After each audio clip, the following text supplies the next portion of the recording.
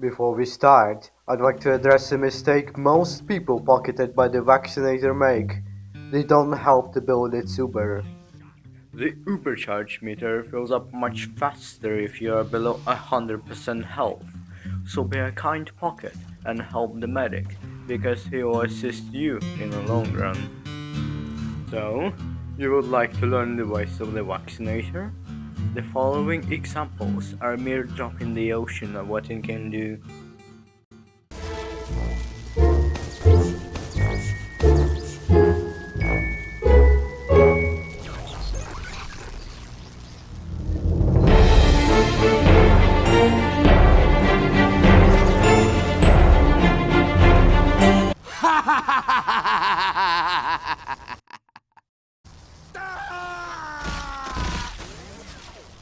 Yes, I killed you all right.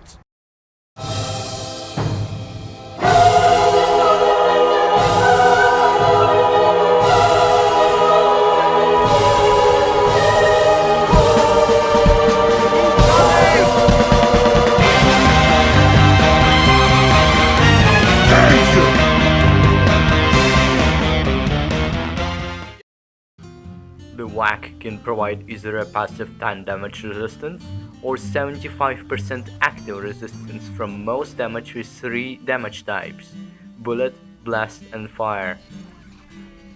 Active and passive bonuses do not stack. There can't be 85% damage mitigation for the same damage type. If you'd like to utilize both passive and active resistances simultaneously, you can use different bubbles for that. For example, you can have 75% on bullets and 10% on blast protection. Always having both a passive and active resistance is a straight upgrade to popping once, but you have to be good at switching them. It negates all critical damage of the damage type which was popped. Thus, it can make anything that relies on crits obsolete, such as pyro combos, headshots, crit screen uber, etc. Naturally, it blocks sniper quickscopes or full charges with active resistance.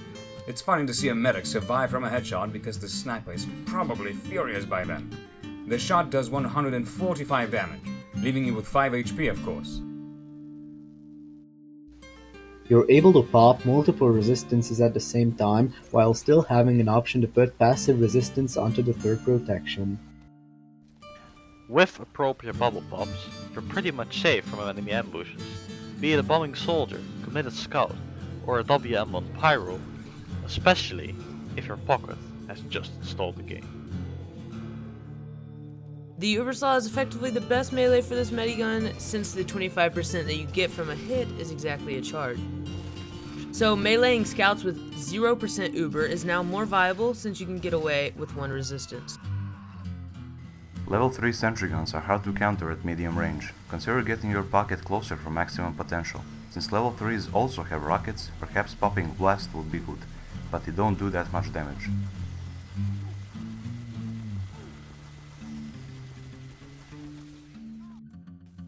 At the beginning, I implied that you should get on low HP for medic to build faster, but how does one do it?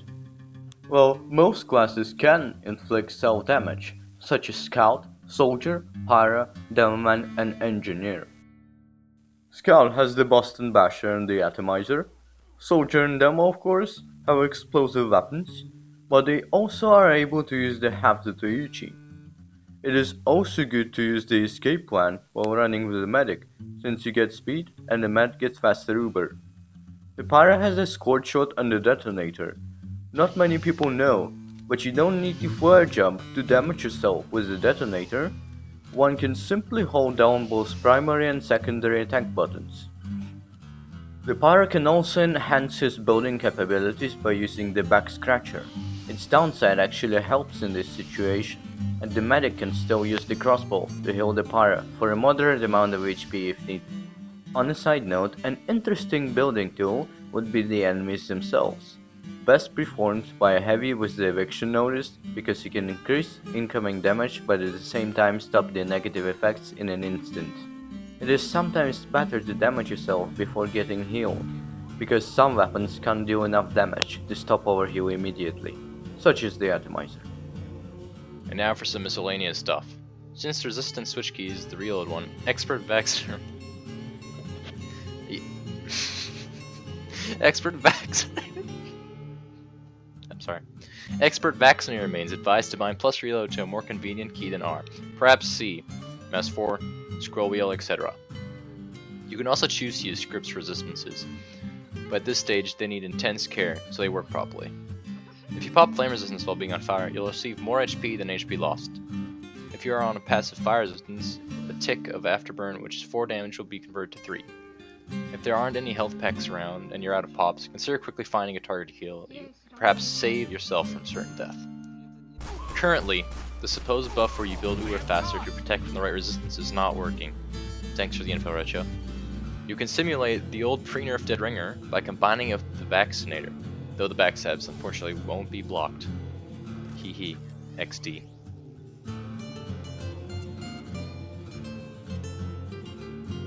In-depth properties in a competitive environment and the overview of the medigun versus vaccinator dilemma are at the end. And now, time for some weapon damage testing, and then for a showcase of a compilation of weapons that have non-straightforward resistances.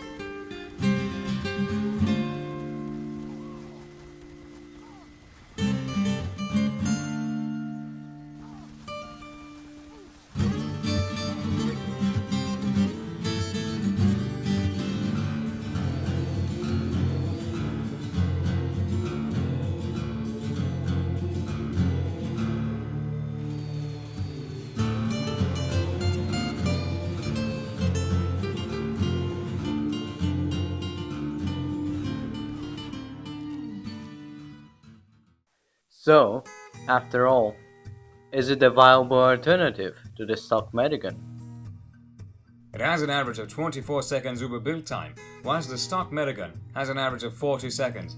Clearly, if both medics spawn at the same time, you'd have 4 Vaccinator charges when the Uber medic has none. This can be used for quickly dry pushing the enemy, even upon rolling out to mid, because the enemy team cannot counterpop unless you are very slow. You can keep this momentum going if you pick their medic. Even if you failed and the enemy team managed to pop their Uber and destroy your entire team, you will still have resistances earlier than their second Uber, so you'll have something to defend with, unlike the useless percentages the other mediguns have. Being in a 1v1 matchup, popping a single bubble onto your teammate ensures winning the firefight.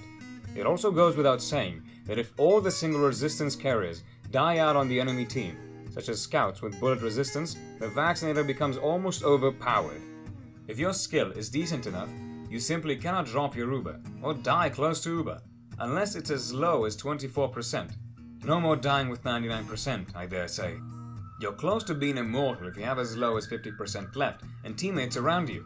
Any bombing or force from the enemy team can simply be countered by a single pop, as 2.5 seconds are enough to kill an attacker.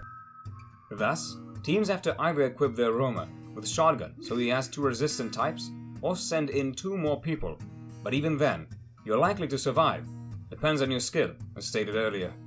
If you pop on your patient and immediately stop healing him, the resistance bubble will stay 2.5 seconds exactly. This means that you can use 1 or 2 bubbles on your bombing teammate already in the air, and he will be protected from most damage for the duration of his bombing. Of course, it's going to be his fault if he cannot force or kill their medic during the 2.5 seconds. Usually, you have way less time. Obviously, this healing device is a complete counter to Criticary, a great tool against sentry guns, especially if it's 5 control points, since the sentries there have way less survivabilities and Ingies tend to abandon them quickly. Rhike's team, which specializes in gimmicks, appreciates this medigun for mainly one reason. It can capture any sort of objective under its effects, so it can contest points, all while remaining practically invincible. It is a common strategy to put sticky bombs on last points, or on cars to secure them, but a single blast pop will take care of the trap. Be mindful of the knockback though. So, how about the disadvantages then, huh? The worst thing about the weapon is that you only have a third of the overheals on your teammates. However, it only seems to matter on the start of the firefight itself, and specifically for flank rolls, as with time, both teams' overheals will fade, except the current pockets. Your team can combat this by either having passive flanks, who you just stay away or use different crowd control unlocks, such as the Force in Nature or the Shortstop, etc. Or by forming a tight circle around the medic, effectively using the Blitzkrieg strategy against the enemy team. In my mind, objective and pressuring the enemy medic is key, so as long as you focus on it, you can give free ground to the enemy team, but be mindful of high ground. Your demo man might need to spam it out. Once again, you can do your own strategizing. Recently, there's been a change that removes your bubble if you switch weapons. It did not happen beforehand. It's the same as stock Uber now. Players need to know how the Vaccinator works, especially to build Uber for it swiftly, and that requires good communication in your team, which you might not have. The team needs to have an aggressive playstyle and make rash decisions, since allowing enemies to build Uber is just making the Vaccinator a straight up worse medigun. Can either be a good thing or a bad one, depends on your way of playing. Forcing is a little bit harder than normal Uber forcing, but when you get the hang of it, more forgiving. Of course, you have to watch out for bombers with shotgun. The weapon requires a crap ton of game sense and practice from the medic. Although script is the switch process, the whole mentality of the medicine man needs to change, because he will no longer be a passive hiding son of a gun, and he once perhaps was. With the Vaccinator, you'd be more useful preventing damage first, rather than milking, explained below in the medigun section. Oh, and contact me for any team tactics and general gameplay as the Vaccinator medic in competitive for further details, as it is truly complex and I won't fit it in a video, you know? So after evaluating the pluses and minuses of the Vaccinator when used competitively, let's quickly review the stock medigun for comparison. It has excellent overheal, it provides a solid, powerful, roughly 8-second push, your teammates know how to play around it, you can wait until your teammates are low on HP and only then pop, possibly to get a better Uber duration, which is called milking. You're able to force to stop dropping easily by a button press. If using Uber building strategies, which require a very safe position and 3 players building, it can reduce build time by 10 seconds, whilst the Vaccinator only benefits from this by 5 seconds. And now the drawbacks. The stock, although having the most powerful Uber, has a very slow build time compared to all other miniguns. Sharing Uber shortens its duration. In competitive play, half of your team needs to babysit you due to the importance of your Uber, and the entire meta revolves around that.